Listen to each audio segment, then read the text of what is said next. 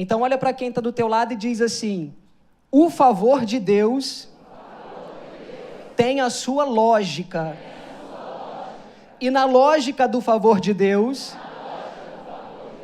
Ele te abençoa, mas não te poupa. Amém? Glória a Deus.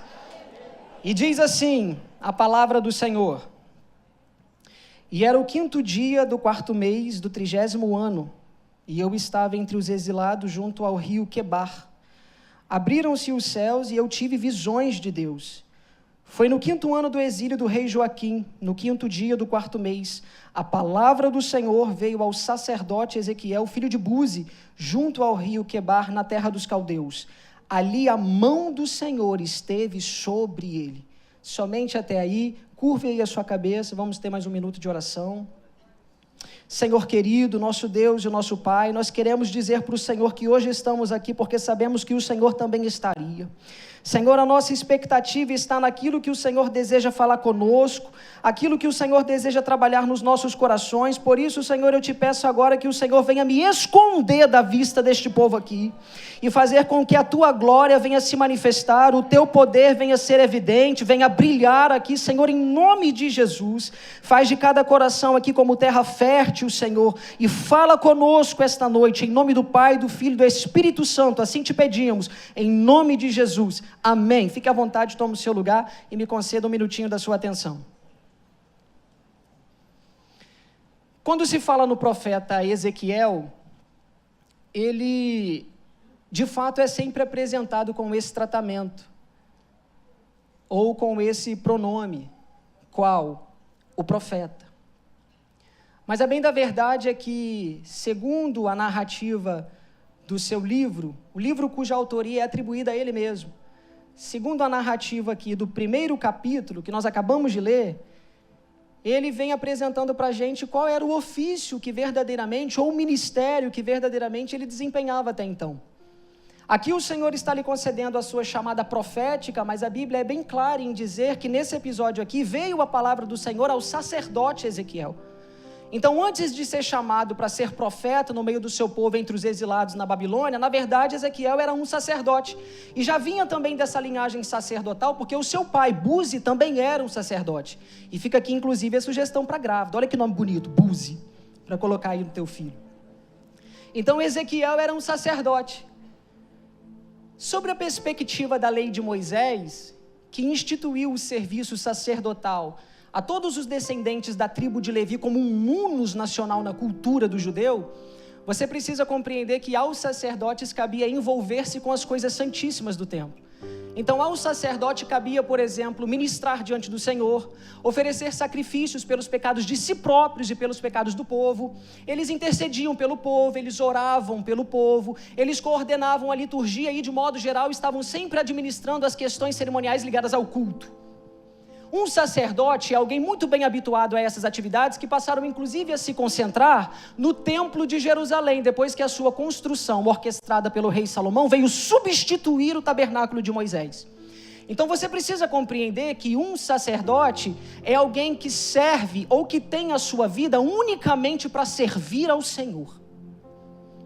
Um sacerdote é alguém que leva o sacerdócio não como um hobby, não como algo que ele faz para se entreter nas suas horas vagas. Isso não é para ele o seu passatempo.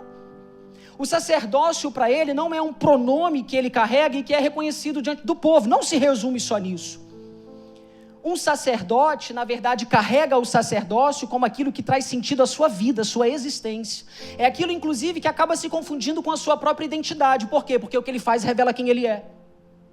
E aí você precisa compreender que um sacerdote, tudo que sabe é servir ao Senhor, é interceder pelo povo. E isso é tão sério, tão sério, tão sério na vida dessa categoria de pessoas, que eles sabiam que, embora servir fosse tudo que faziam, não bastava só servir. Por quê? Porque o ato de servir não era uma finalidade em si mesmo, mas a forma como se servia também era levada em conta. Uma vez que o povo de Israel conhecia o caráter de Deus, que sempre se apresentou diante do seu povo como um Deus santo, então o sacerdote também sabia que não bastava só servir, mas ele também precisava sujeitar a sua vida por completo completo, a santificação do seu corpo, da sua alma e do seu espírito, a separação, a consagração para serem considerados aptos a lidarem com as coisas santíssimas do templo. Então, estando verdadeiramente comprometidos em viver para servir ao Senhor, tudo que um sacerdote sabe é santificar-se para servir a um Deus santo. E sem sombra de dúvida, essa é também a visão de Deus sobre o próprio assunto. Agora, não pense você que para esse povo ter como objetivo principal, central da vida, somente o servir a Deus, fosse algo ruim, muito pelo contrário. A despeito de outros cargos que eram exercidos por outras pessoas e que aparentemente para nós podem ser alvos de maior cobiça, como por exemplo a função de um nobre, a função de um juiz, a função, um cargo de um guerreiro, de um oficial ou até mesmo de um rei, de um monarca, você precisa compreender que o sacerdote, se comparado a todos esses outros, tinha maior importância, tinha maior prioridade. Por quê? Porque entenda que na cultura teocrática do judeu, a sua cosmovisão é absolutamente guiada e influenciada pelo sobrenatural. Então, exatamente por isso que o sacerdote tem a função mais prioritária no meio daquele povo. Tanto é que até as suas vestes eram diferenciadas. Tudo que o sacerdote sabe fazer é santificar-se para servir a um Deus santo, de corpo, alma, espírito, interceder pelo povo, orar pelo povo, e embora as suas roupas carregassem pedras preciosas e fossem de linho fino, sabia-se que eles eram apenas servos, mas ainda assim tinham respeito e importância diante do povo. Por quê? Porque somente por meio do serviço que eles faziam, era possível construir relacionamento aceitável com Deus. Mas de certa forma parece que se perdeu o temor de por como o homem se apresenta diante da presença de Deus. Tanto é verdade que Jesus, aos seus próprios dias, precisava repreender o falso conceito de grandeza que surgiu entre os homens. Por quê? Porque sucesso agora não significa mais o homem prestando louvor e reconhecimento a Deus, mas passou a significar o homem recebendo louvor e reconhecimento dos próprios homens. E isso me parece, inclusive, ter ficado ainda pior nos nossos dias. Sabe por quê? Porque a gente parece que já não sabe mais reconhecer o privilégio que é servir ao Senhor. Embora digamos isso nas canções em que louvamos, a gente parece ter se esquecido do que uma vida santa, reta e digna diante do Senhor ainda é capaz de nos proporcionar. Vai ouvindo aí. Dentro desse mundo globalizado e competitivo que estamos vivendo, existe um padrão imposto, eu não sei por quem, porque por Deus não foi, que está arrastando multidões, ao exigir delas cada vez mais um maior desempenho, maior influência, maior habilidade, multifuncionalidades, mais like, custe o que custar. Por quê? Porque a expectativa agora é corresponder à expectativa da comunidade, a fim de que eu seja bem quisto nela. E o que acontece?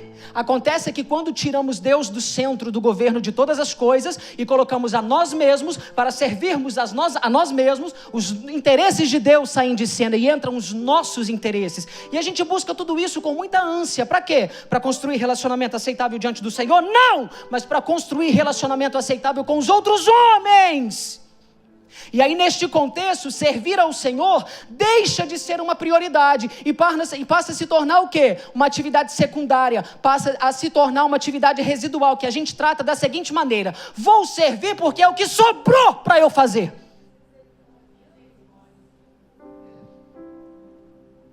A gente parece ficar mais triste e decepcionado quando não consegue alcançar uma posição relevante diante dos homens do que quando perde uma posição relevante diante de Deus ao pecar.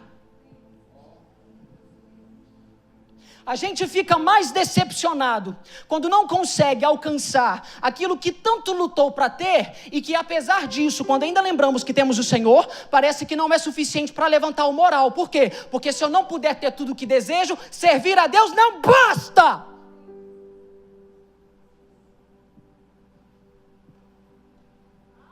Tem sido assim? Tem sido assim. Você quer ver uma coisa?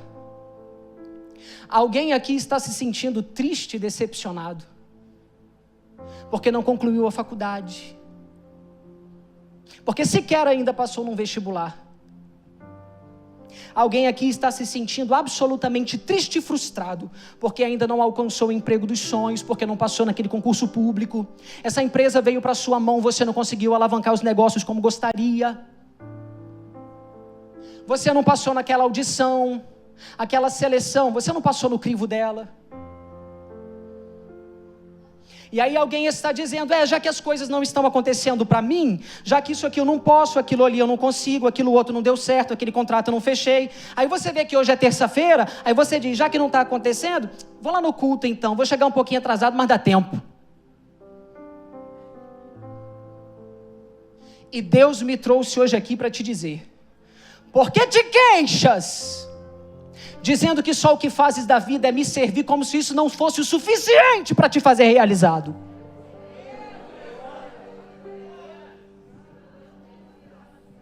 Por que te queixas? Como se servir não fosse o bastante para saciar sua alma.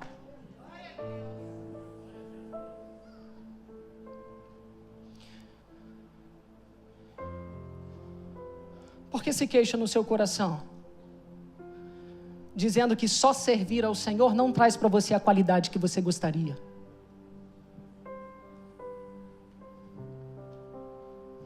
Deus está falando com alguém aqui? Vou te dar um minuto aí para adorar o Senhor, para glorificar o nome dEle.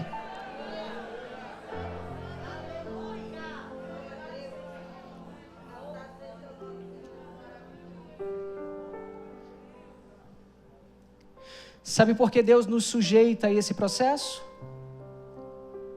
Certamente não é porque Deus não deseja que você seja alguém realizado.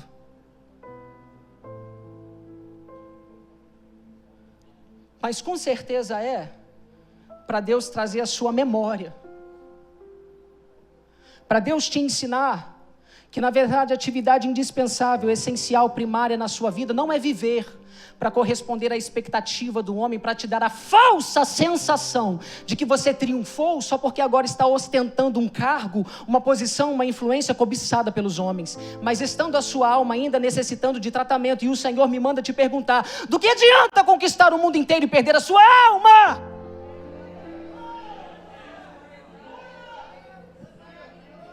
E o Senhor está dizendo, sabe por que eu te sujeitei a esse processo?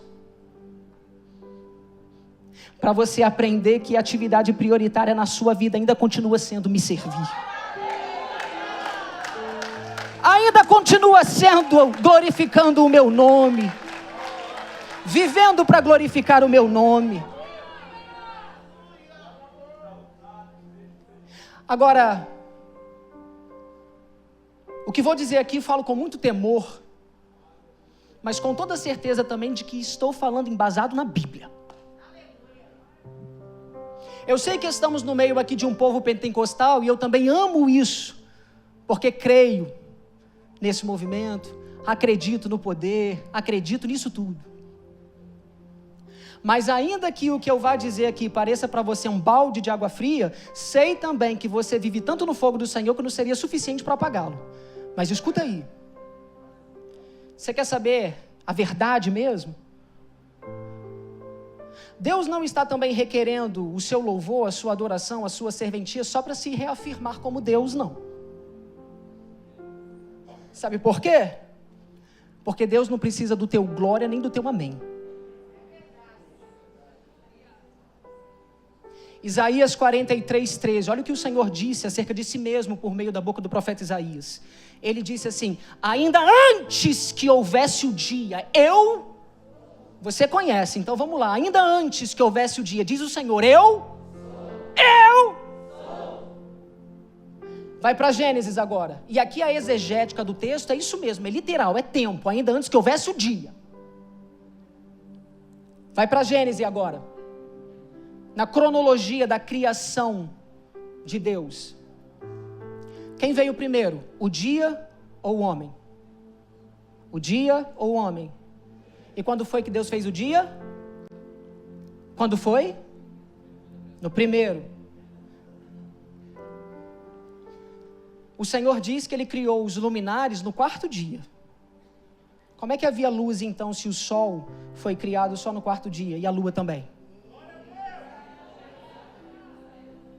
Mas lá no primeiro dia o Senhor está dizendo, haja luz. Mas o sol e a lua veio no quarto.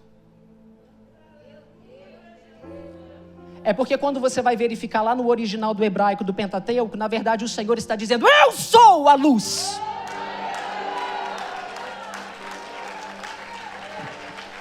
Ele é a luz. Então antes que você existisse para dar glória para Ele, Ele está dizendo, eu sou quem eu já era. E quem continuarei sendo, por quê? Porque o Senhor não muda.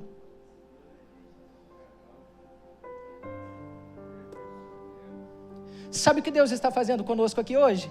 Nos ensinando o seguinte, eu não preciso do seu glória para ser quem eu sou, mas você precisa dar para mim o que é meu, a glória, a honra, o poder, o domínio, o louvor.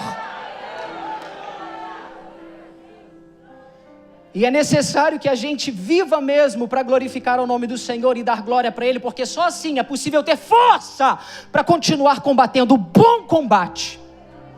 E foi assim que a Bíblia diz que Abraão foi fortalecido na sua fé, dando glória.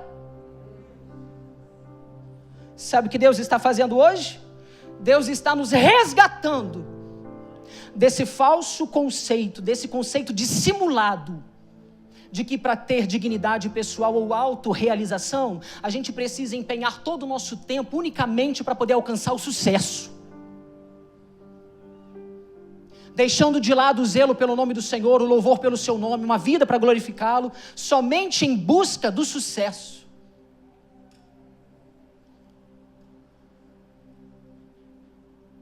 Deus está dizendo, bênçãos não são a finalidade de um adorador, mas é a consequência na vida daquele que acatou o serviço a Cristo e sabe que deve viver para glorificar o seu nome. Porque até parece também que Deus não é suficientemente poderoso para prover bênçãos na vida do filho que reconhece que a sua vida é para o louvor do nome dele. Sabe o que acontece? Eu não estou vindo aqui pregar uma teologia da prosperidade que a gente ouve por aí, não. Por quê? Porque creio e sei, como diz a Bíblia, que a vida do homem não se constitui somente da abundância do que possui. Mas creio também, segundo o que a própria Bíblia nos revela do caráter de Deus, que bênçãos, favor, milagre são consequências na vida de quem sabe servir ao Senhor e ter isso como prioridade. Só que aí nessa caminhada, o que a gente faz? A gente encontra dois extremos. O primeiro deles é justamente isso aí, essa teoria, essa teologia da prosperidade que a gente ouve por aí. Ela vem dizer o quê? Ela vem dizer que Deus agora vai tornar todo mundo rico. Obrigado, pastor. E que dores, aflições, pobreza, angústia, na verdade são castigos de Deus na vida de quem é infiel. Obrigado, pastor.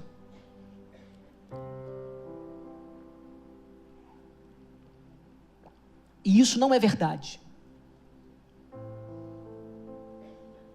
E aí o que eles acabam fazendo com o evangelho? Deturpando ele, colocando Deus no lugar de servo. Só que aqueles que estão também do outro lado, que também são extremistas, eles não vêm combater isso para ensinar, mas vêm combater só para marcar posição. Por isso que são extremistas. Por quê? Porque eles também vacilam quando deixam transparecer que na verdade o evangelho também é só padecer, porque Cristo sofreu. E aí o que eles fazem? Tornam o evangelho um fardo insuportável de ser carregado. Mas Deus hoje me trouxe aqui para dizer, estou trazendo equilíbrio. Porque viver para glorificar o meu nome não vai te privar de aflições, de frustrações, mas também não vai impedir de Deus te fazer um vitorioso.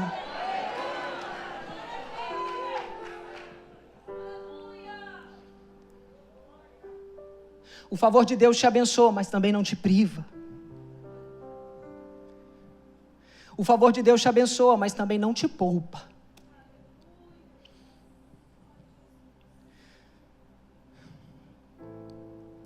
Então Jesus precisava desconstruir essa ideia falsa de grandeza que surgiu entre os homens. Qual?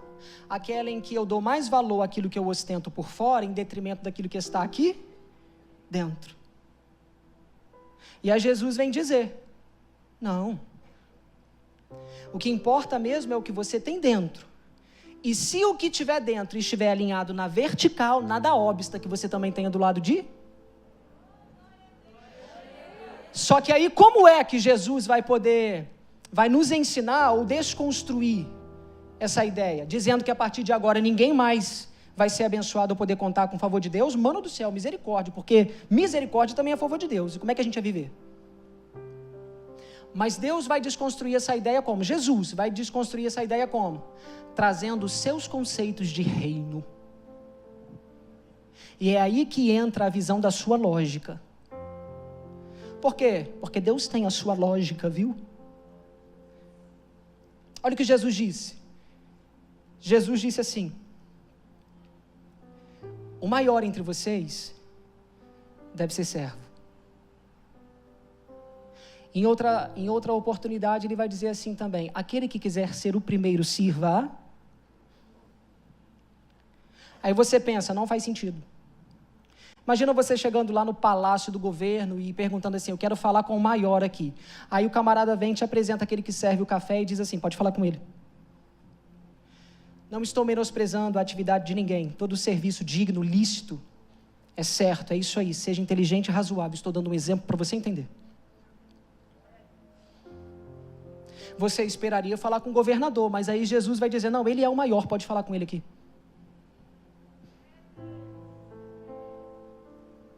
Parece que não faz sentido. Como alguém que é grande, na verdade é servo. Como alguém, para ser o primeiro, tem que primeiro servir aos outros. Porque a lógica humana, a lógica do homem diria assim: vai lá, pega seu lugar logo, não se envolve com esse povo não. Deixa eles para lá, se der depois você faz, mas pega o seu lugar. E Jesus está dizendo: eu te garanto que se você servir primeiro, você chega. Não faz sentido. Aí a gente entra o quê? Não entende. Porque Deus tem a sua lógica. E tem embasamento bíblico para isso, Daniel? Além desses que nós já estamos dizendo aqui, quantos mais você quer? Você acha mesmo que se Deus trabalhasse segundo a lógica do homem, a sarça ardente chamaria a atenção de Moisés? Você pensa o quê? Que o que chamou a atenção de Moisés foi uma árvore pegando fogo no meio do deserto? Me poupe. Árvores pegar fogo no meio do deserto era a coisa mais comum que havia, dadas as condições de temperatura e pressão daquele ambiente, e ainda é. Então uma árvore pegar fogo no meio do deserto não impressionava Moisés. Por quê? Porque isso é a coisa mais comum que existe. Mas o texto em Êxodo 3 é claro em nos dizer, em nos revelar o que foi que chamou a atenção de Moisés. O texto diz, depois você confere em casa, o texto diz, Êxodo 3, e estava Moisés no deserto apacentando os rebanhos de seu sogro Jetro, quando ele decide ir ao monte de Deus, a Horebe, e ali o anjo do Senhor lhe apareceu em forma de chama, de fogo, numa sarça, e vendo Moisés aquela visão, disse: que impressionante. E aí ele vai dizer: deixe-me ver isso de perto, porque é que essa sarça pega fogo e não se queima? Aí eu te pergunto, se eu for ali fora e tacar fogo numa árvore que tem ali, ela queima ou não queima? Ela queima ou não queima? Queima ou não queima? Coloquei pressão, respondeu errado. Vou te ensinar a responder o certo. Responde assim: depende. Responde: depende. Depende do quê? Do ponto de vista da lógica. Se for do ponto de vista da lógica humana, vai queimar. Mas e se for do ponto de vista da lógica de Deus? Mano, só queima se Ele quiser. Só queima se Ele quiser. É a lógica de Deus. Gente, aonde? O esposo da missionária Viviane, por gentileza, fique de pé. Aonde que um pastor franzino, com uma funda e uma pedra, iria derrotar a maior afronta que Israel havia suportado até então? Olha aqui para o presbítero, evangelista Gerson. Olha para ele aí. Para quem está lá em cima e não consegue vê-lo, vou descrever. Deve ter mais ou menos 1,80 m de altura, é forte. Ele diz que é gordo. É assim que ele é. Agora olha aqui para mim. Olha para mim. 1,67 m de altura, 65 quilos. Se eu e ele formos pro fight, quem você acha que ganha? Quem você acha que sai escorraçado desse negócio? Pode responder aí, que isso não vai afetar a minha masculinidade não, sou bem resolvido. Mas quem você acha que ganha? Depende, é isso aí. Obrigado. Porque se for do ponto de vista da lógica do homem, mano, eu vou apanhar muito. Mas se for do ponto de vista da lógica de Deus, quem é esse incircunciso para afrontar o Deus dos céus? É a lógica de Deus. Você acha mesmo que se Deus trabalhasse segundo a lógica do homem, gente, um camarada iria sobreviver 3 dias na barriga de um peixe sem morrer sufocado por falta de oxigenação ou vítima do processo natural de digestão dele? Você acha que se Deus trabalhasse segundo a lógica do homem, Misael, Ananias e Azarias, lançados numa fornalha de fogo 7 vezes mais aquecida, iam sair de lá inteiros, sem um fio de... Que fio de cabelo? A Bíblia diz que não havia nem cheiro de queimado neles. Nem cheiro. Aí eu te pergunto, se eu botar a minha mão lá na trempe do fogão, queima ou não queima? Depende. Se for do ponto de vista da lógica do homem, queima, e de Deus, só se Ele quiser. Você acha mesmo que um camarada ia sair inteiro depois de ser lançado numa cova de leões famintos? E no outro dia dizer assim para o rei, fica tranquilo, porque eles só foram o meu travesseiro. Aonde? Aonde? Você acha mesmo que se Deus trabalhasse segundo a lógica do homem, uma nuvem do tamanho da mão de um homem, iria trazer provisão para 3 anos sem chuva? E o profeta ainda diz assim para o seu servo, vai lá e se apresenta para Acabe, manda ele pegar aí a sua carruagem, seus cavaleiros, seus oficiais e descer logo, antes que a chuva o apanhe. Só que aí a Bíblia vai dizer que Elias ainda chegou primeiro do que ele.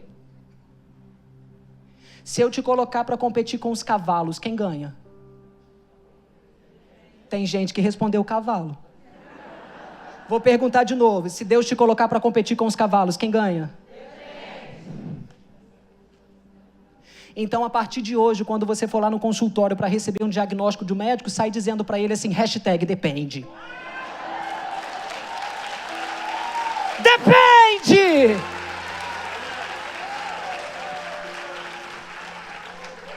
Nunca mais diga que não vai dar certo, diga depende. Depende, quem é que está vendo? É o homem ou é Deus? Depende. É exatamente por isso que a Bíblia vai dizer assim, olha que loucura, gente, isso. A Bíblia vai dizer assim, Deus escolheu as coisas pequenas para confundir as grandes. As fracas para confundir as fortes. As ignóbeis para confundir as sábias.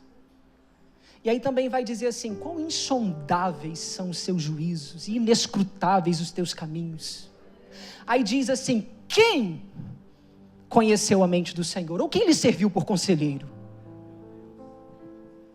Deus está dizendo assim, eu tenho a minha lógica. E enquanto o Senhor me visitava no meu quarto para me dar essa palavra, Ele disse assim, diga expressamente aos meus filhos. Pare de se queixar pelo fato de que Deus não correspondeu à sua expectativa. Pare de se queixar porque Deus não trabalhou segundo a sua lógica. Sabe por quê? Porque o Senhor me disse, diga para eles, que se eu tivesse que trabalhar segundo a lógica do homem, muitos deles aqui já teriam uma lápide sobre si.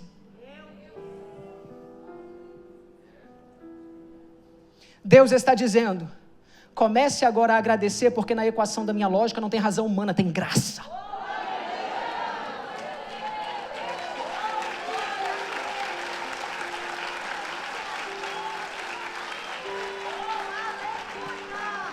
tem graça. E qual é a lógica de Deus, então, acerca dos seus favores? A lógica é que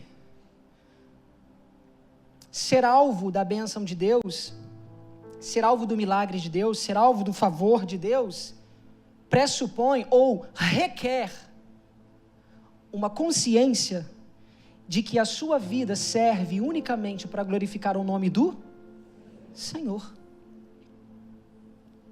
E se você tiver essa consciência, se isso estiver bem determinado na sua mente, é bem provável que ainda hoje a sua casa seja endereço do favor de Deus. E você sabe o que é favor? Agora, sem espiritualizar, dicionário. Favor significa conceder auxílio a alguém, dar-lhe um proveito. Aí você vai pesquisar um pouquinho mais, você vai descobrir lá o que significa proveito. E está lá, proveito é a consequência positiva de uma serventia.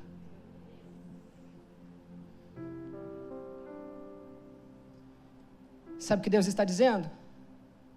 Se a sua vida for para me glorificar, se a sua prioridade for para louvar o meu nome, para me adorar, para me servir, a força que você precisar eu te dou.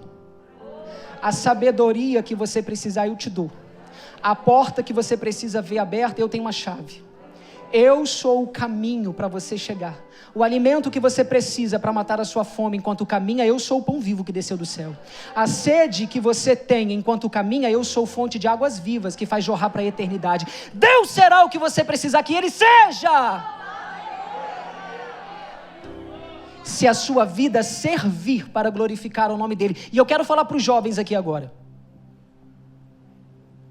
Você está chegando agora no ensino médio, daqui a pouco vai ingressar numa faculdade, está crescendo, ou quem sabe até está saindo dela agora com uma colação de grau. E aí você está na expectativa de começar a desempenhar aquela carreira para a qual você estudou e deseja que seja brilhante. E Deus está dizendo, não sou contra, mas e se eu te disser que santidade é o suficiente para eu te fazer espetacular? E se eu te disser que santidade é o suficiente para você ter resultados extraordinários? Porque a Bíblia vai dizer, os que esperam no Senhor renovarão as suas forças, eles subirão com asas como águia, eles correrão e não se cansarão, caminharão e não se fatigarão. Sabe o que é isso? Pessoas comuns tendo resultados extraordinários.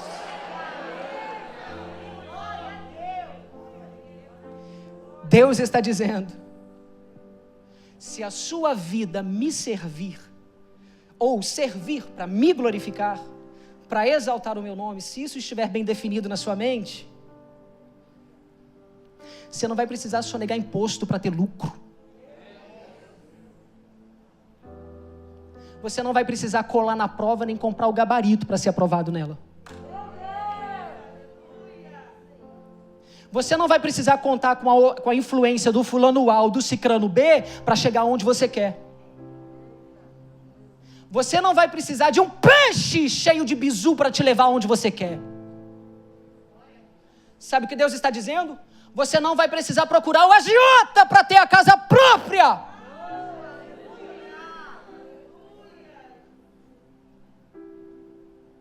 Sabe o que o Senhor está dizendo?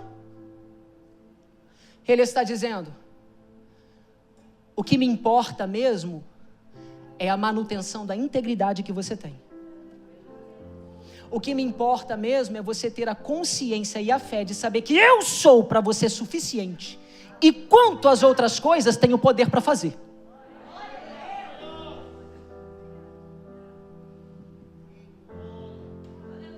Deus tem poder. Mas hoje Ele quer saber qual é a motivação do seu serviço. Porque isso não pode servir para você da mesma forma como você vai lá no supermercado escolhendo o que você quer pela prateleira. Porque quem também só serve para ter, vai ficar a ver navios. Porque Deus não está estabelecendo um contrato com ninguém aqui, do tipo, faz que eu te dou, não.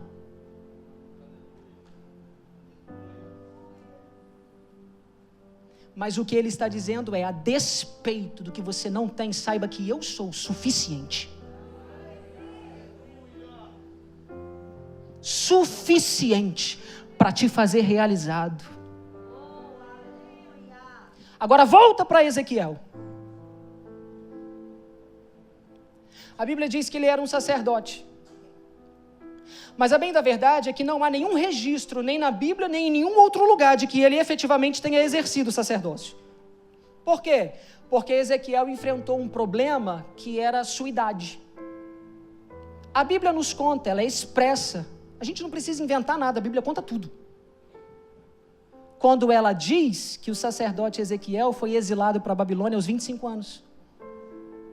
Ele começa dizendo assim no texto, e era o 5º dia do 4º mês do 30º ano.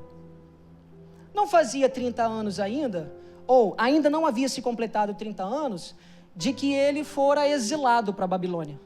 Não. Por quê? Porque logo em seguida ele vai contar para a gente há quanto tempo ele estava na Babilônia. Ele continua dizendo assim, e era o 5º ano do exílio do rei Joaquim. E segundo uma informação que a Bíblia nos dá, em 2 Reis capítulo 24, a gente sabe que na verdade Ezequiel foi exilado ou transportado, expropriado da sua herança, na mesma ocasião em que fora o rei Joaquim. Então ele estava ali há 5 anos. Então quando ele diz lá, e era o 30º ano, na verdade ele está fazendo referência à sua idade. E se ele já estava lá há 5, 30 menos 5 é matemática, 25. Então, com 25 anos, ele fora expropriado, ele foi exilado para a Babilônia. E por que não pôde exercer, então, o serviço sacerdotal em Jerusalém? Porque, de acordo com a Bíblia também, em Números 4, só se podia exercer o sacerdócio a partir dos 30 anos. Ele não chegou a essa idade. E o que significa dizer isso? Que efetivamente ele não conseguiu exercer, não chegou a exercer o sacerdócio em Jerusalém, embora estivesse muito acostumado com essas atividades em razão da sua linhagem sacerdotal, e também porque estava ali habituado com isso em razão de ser um aprendiz. E qual era a expectativa do aprendiz? De ver se cumprindo sobre a vida dele a palavra do Senhor que está sobre todos aqueles à beira de servir o sacerdócio. Qual? De que Deus lhe daria um ministério bem-sucedido, de que Deus lhe daria significância. Por quê? Porque isso não era só do ponto de vista espiritual, não, mas até mesmo do ponto de vista social diante do seu povo. A Bíblia vai dizer também que o Senhor convocava os sacerdócios para poder auxiliar na resolução de casos de litígio e violência do povo. Então ele tinha relevância. A sua expectativa era de ver se cumprindo a palavra do Senhor que beira sobre todos esses dedicados a esse serviço. Deus vai fazer, vou servir, vou ser útil. Deus vai cumprir a sua palavra. Só que o contexto não era favorável. Por quê? Porque antes que isso acontecesse, ele foi exilado. A sua terra foi invadida por inimigos e ele foi arrancado à força dali e levado para a Babilônia. E na Babilônia ele jamais poderia exercer esse ofício. Por quê? Porque lá não tem o templo. Muito pelo contrário, os cultos até estavam suspensos. Por quê? Porque na Babilônia politeísta, o Deus Jeová não era reconhecido como Deus. Muito pelo contrário também. Os babilônios se sujeitavam a todo tipo de prática pagã e profana. Um estilo de vida muito diferente de que o Senhor havia exigido que seu povo vivesse. Então Ezequiel agora poderia se dar por vencido. Por quê? Porque está enfrentando uma crise política e militar com a sua nação inteira, além também de ter todos os ingredientes para constituir uma crise de identidade. Só que aí ele é claro quando ele diz, e era o 30º ano, estando eu em terras estrangeiras, e veio expressamente a minha palavra do Senhor. Deus estava ali fazendo com que ele fosse agora transportado para a chamada profética. exatamente como deveria ter acontecido com ele em Jerusalém aos 30 anos, acontece agora, no tempo exato, mas não do jeito que ele esperava. Sabe o que Deus está dizendo?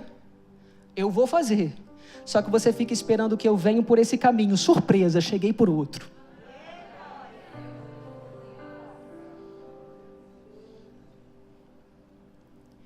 Deus está dizendo, não é porque as coisas estão acontecendo de um jeito que você não esperava, que significa dizer que elas saíram do rigoroso controle das minhas mãos. Não é porque estão acontecendo de uma forma que você não gostaria, que significa dizer que não vai terminar do jeito que Deus falou. Não significa dizer que porque você se viu aonde não gostaria, que Deus não vai mais fazer em você ou por meio de você o que Ele disse que faria. Porque Deus tem compromisso, pastor, com a sua palavra, com o seu propósito. Certa vez disse assim o salmista, os teus olhos me viram informe, ainda no ventre da minha mãe, e todos os dias designados para mim foram escritos nos teus livros, antes que qualquer um deles houvesse.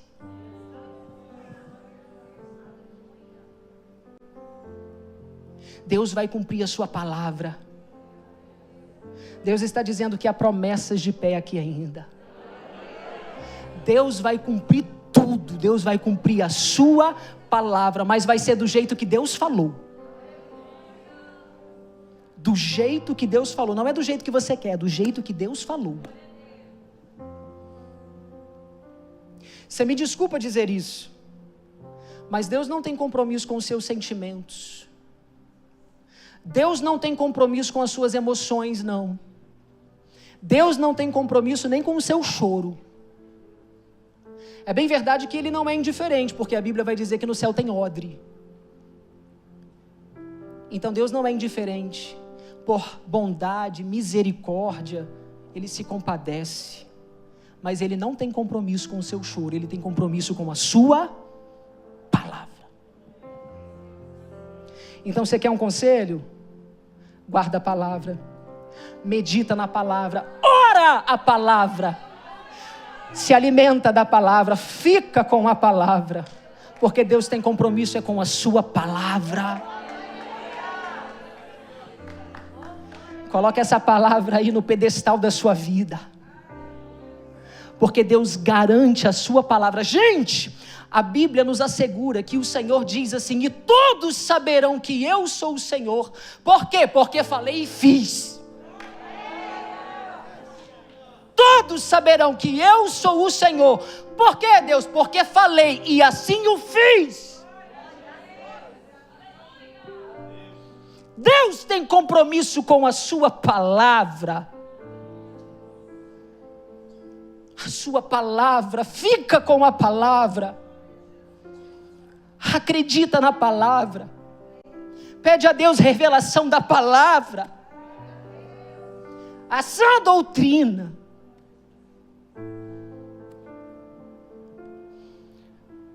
Mas qual era o contexto? Muito diferente do que Ezequiel esperava. Só que aí Ezequiel também vai corresponder ao que Deus esperava dele. Por quê? Porque ele vem desconstruindo uma mentalidade que muitas vezes a gente dá vazão e se verifica inclusive até mesmo entre os mais experientes. Sabe qual é a mentalidade? É natural que se esperasse de Ezequiel, em razão de ele ter sido um sacerdote, que ele pudesse vincular a presença de Deus ou a sua manifestação especial somente ao templo de Jerusalém. O povo judeu, gente, eles não se rendem numa guerra quando você vai lá e captura o rei, o maior governante ou autoridade da nação. Não. Você quer acabar com o povo judeu? Destrói o templo. Acabou com eles. Por quê? Qual é a sensação? De que os deuses pagãos venceram o Deus de Israel. Essa é a sensação. Então é natural que pudesse se esperar de Ezequiel vincular a manifestação especial de Deus somente ao templo, só que agora ele está longe do templo. Aí ele poderia pensar, Deus já não me vê mais. Deus está longe. Deus está de costa. Será que Deus, que tinha um braço tão forte e poderoso e que outrora concedeu tantas vitórias a seu povo, agora parece que o seu braço se encolheu? Sempre servia ao Senhor com fidelidade, por que isso veio me acontecer? O que eu fiz para merecer? Será que Deus não está vendo?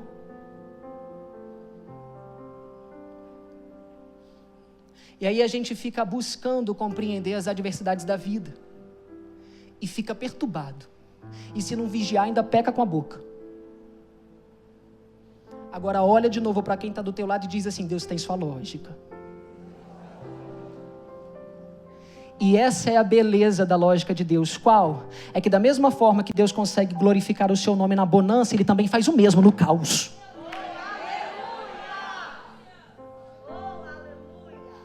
Faz o mesmo no caos. Porque Deus tem a sua lógica. E aí Ezequiel vem desconstruindo essa mentalidade. E como a gente sabe que ele faz isso?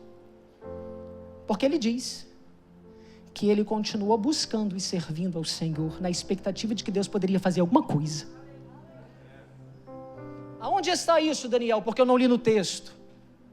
A Bíblia conversa consigo mesma, é o livro mais incrível que existe. Ezequiel disse, pastor, e eu estava às margens do rio Quebar, entre os exilados. E aí alguém que estava lá com ele, porque ele diz, eu estava entre os exilados, então ele não estava sozinho.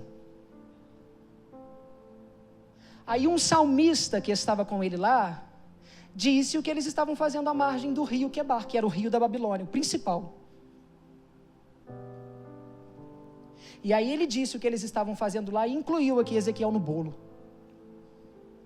Salmo 137, em algumas versões você vai até encontrar assim no título, Saudades da Pátria, está falando do exílio. E aí o salmista vai dizer assim, estávamos nós cativos às margens do rio da Babilônia, chorando com saudade de Sião. E aí ele vai dizer para a gente agora, que estava ali adorando, tanto é que estavam sofrendo até deboche do inimigo. Depois você confere lá, porque o salmista ele vai contar assim, e os nossos inimigos exigiam de nós, cantem para nós canções alegres. Por quê? Porque o que eles faziam era chorar. E o salmista vai dizer que eles diziam, os exilados diziam, lembra-te, Senhor. Mas fazia isso com pranto. E aí os inimigos vinham debochar, canta aí canção alegre, vai ficar chorando? Deus está dizendo, não dá ouvidos para quem debocha da sua adoração, não. Como quem diz, onde está o seu Deus? E aí Ezequiel vai dizer, e estava eu ali entre os exilados, às margens do rio Quebar. O que ele estava fazendo? Buscando, chorando, se derramando.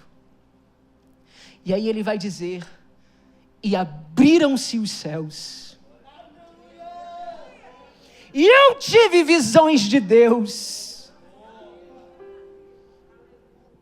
Ezequiel poderia sentir que o seu ministério seria significativo quando exercesse o sacerdócio ou até mesmo tivesse uma posição relevante diante da sua sociedade, mas essa era a visão dele.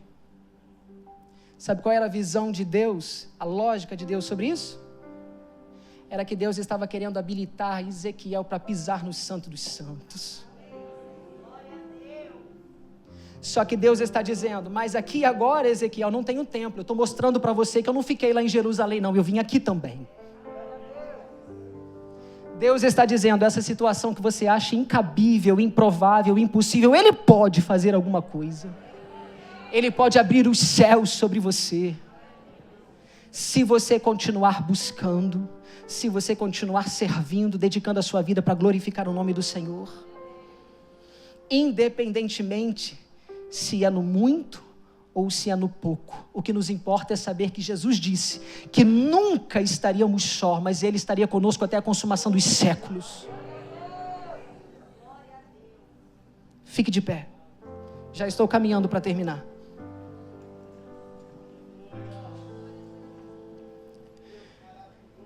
E ele estava ali então em terras estranhas e estrangeiras, mas ainda assim viu os céus se abrir sobre ele. Deus estava dizendo: eu vou me manifestar, Ezequiel. Aonde você não esperava, aonde você achava que eu não podia chegar. Quem é que pode impedir a mão do Senhor de trabalhar? Ele vai aonde eu e você não podemos ir. Alguém está dizendo: já não tem jeito mais para o meu filho. Deus está dizendo: quem disse?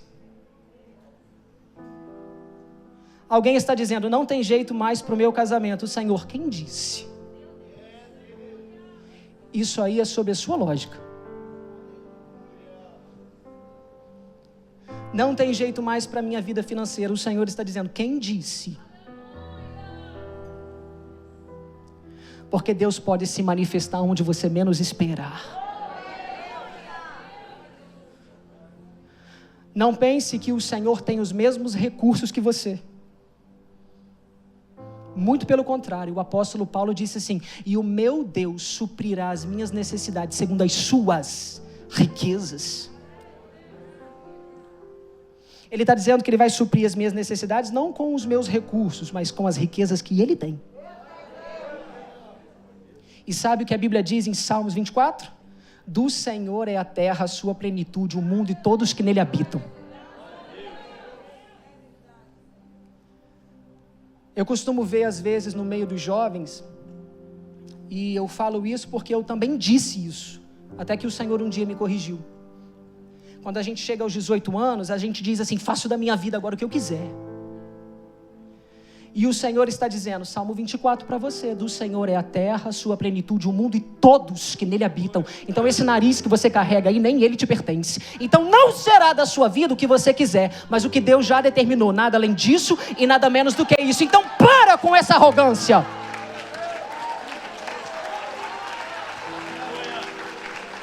Porque será da sua vida o que Ele já determinou. E eu disse: faço da minha vida o que eu quiser. E o Senhor disse: alto lá, não faz não. E aí eu disse: graças a Deus por isso.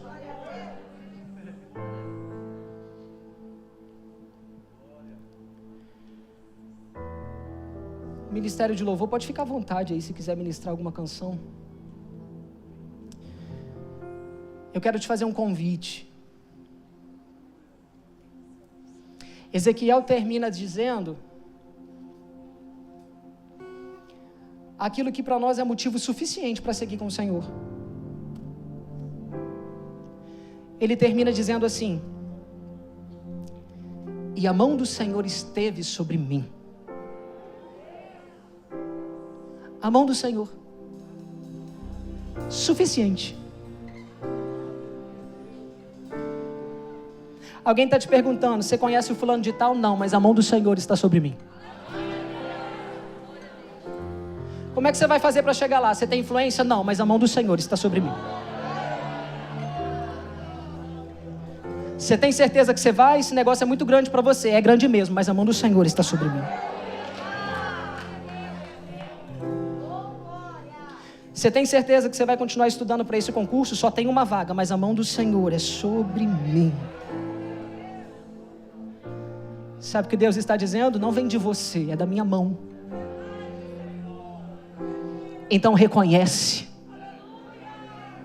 a sua insignificância. E o Senhor está dizendo: mas sabe qual é o maior favor que eu poderia ter feito? Ter entregado o meu filho unigênito.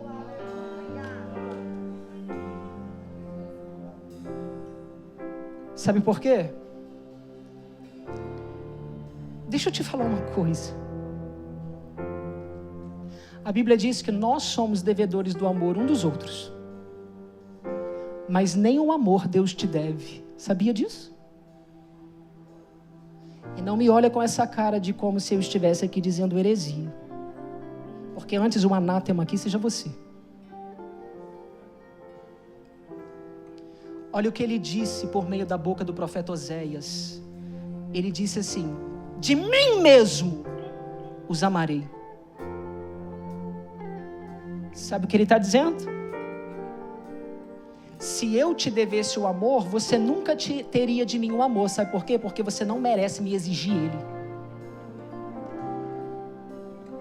Quando você coloca-se diante de um juiz para exigir a dívida de alguém, por que ele dá ouvidos à sua petição? Porque você merece exigir, isso é seu direito.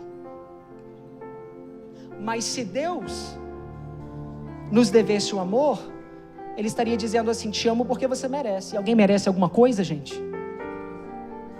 Mas Deus está dizendo: você merecendo ou não, eu te amo. Por quê? Porque não tem a ver com você, tem a ver comigo, e eu sou amor.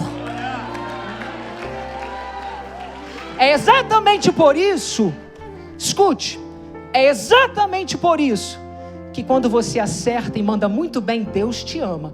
Mas e quando você vacila, pisa na bola, Ele continua te amando.